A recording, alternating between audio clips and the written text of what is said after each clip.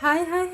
hordoftoota yuutuubii kiyyaa akkam jirtu nagaa keessanii fayyaadhaan nagaa kootii jira galanni gooftaatti tolu bakka jiraatanii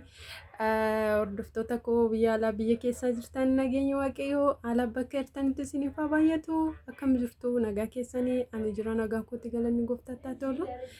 obboloonni koo musliimaa kiristaanaa ortodoksii nagaa waaqayyoo isiniif haa baay'atu akkuma amantii keessanitti baay'een isin jaalladha baay'een isin kabaja warroonni maatii kiyya taatan galata guddaa qabdu warroonni maatii kiyya hin taane immoo subscribe share like godhaati maatii kiyya ta'a isiniin jechuu barbaada har'allee egaa laayifii galuu hin danda'u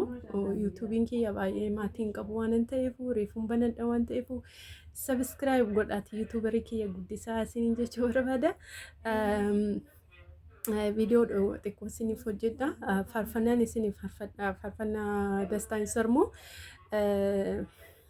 maal ta'e diinni koo kan jedhuun isiniif faarfadha maal ta'e diinni koo maaf abdiin koo maaf abdiin guutuu hir'ina koo deessaa umurii isaa guutuu hir'ina koo deessaa umurii isaa guutuu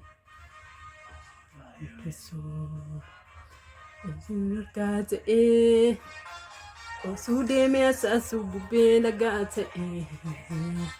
sichillee hin qabu sanumaa raatee anaafoo waaqatu gaachana naa ta'ee sirachis nangatu narraan nagahee Amen, amen, amen, amen, amen, amen, amen, amen, amen.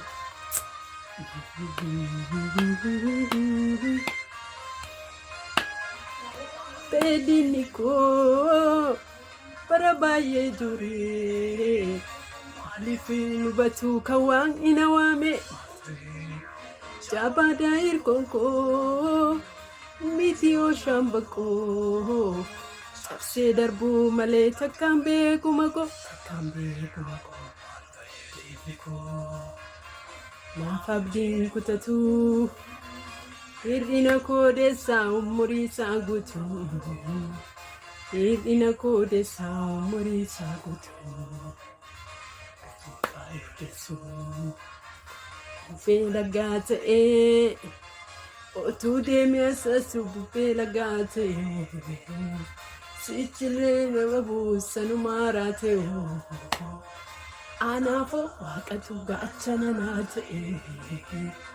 si'achis nangatu